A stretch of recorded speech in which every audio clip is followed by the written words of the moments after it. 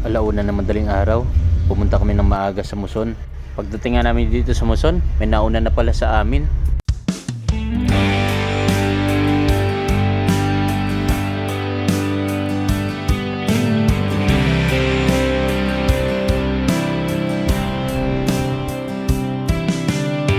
Sobrang maaga nga pala kami pumunta dito para sana mauna na sa pila.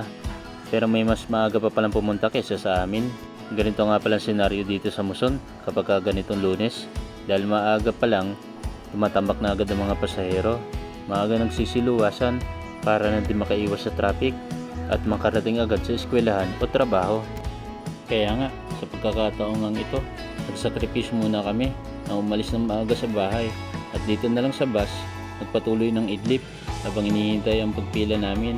At nung nakapila na nga kami, mabilis lang din kami napuno. Balintawak kaya naman.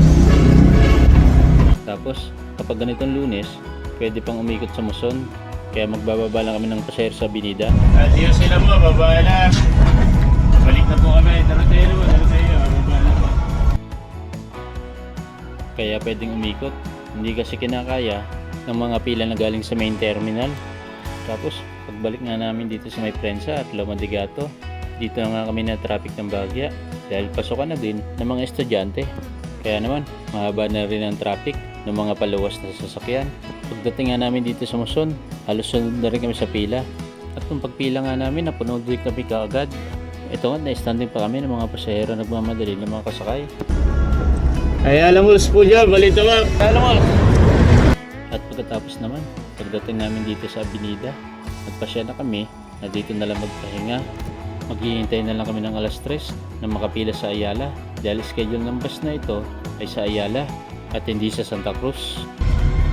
Darutero na po, baba na. Adios yan.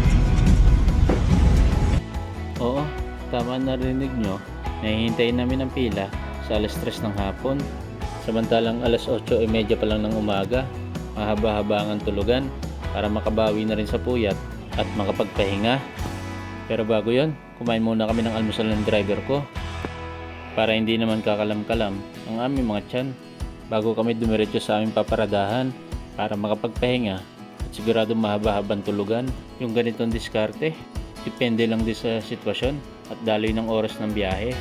Mas choice kasi namin na magpahinga na lang dito kaysa umuwi ng sapang palay na walang laman. At ito nga, tutulog ng mahaba-haba. At habang natutulog, ako'y magsha-shoutout muna. Shoutout kay Chard Nicolas, Rafael Bermosa, Mark Anthony Hernandez, Marigel Tolentino, Lyle Gerson Pedmiguel.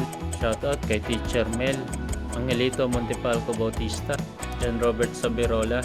Shoutout sa aking kaibigan na Cyrus Panlaki, Althea Nicole Paiste, Kerry Kittles Estrella.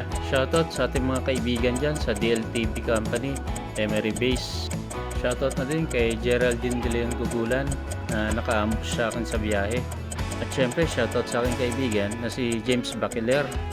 Galing pa siyang Tondo. Pinuntahan niya pa talaga kami sa aming paradahan para makita tayo at makahingi ng sticker. Salamat sa suporta, kaibigan. At ayan, nakapagpahinga na nga kami ng driver ko. At alas 3 na din ng hapon, pumili na kami dito sa Ayala Malls. At kami nga din pala first trip dito sa hapon dahil kami din ang una nagpalista. Mabilis lang din kami napuno.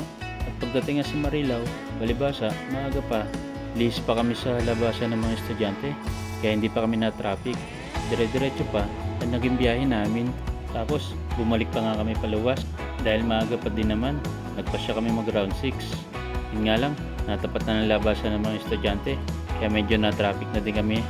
Marami rin kasing eskwela na madadaanan dito sa kahabaan ng Villarica Road dito sa Marilao. Sabayan pa naman sigip na kalsada.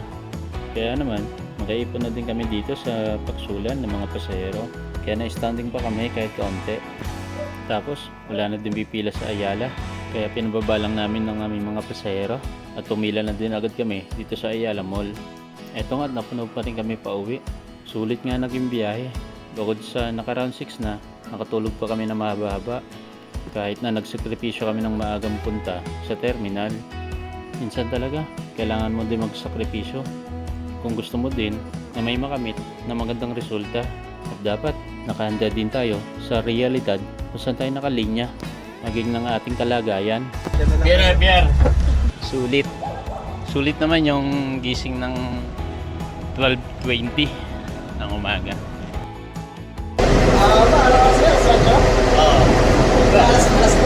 Oo.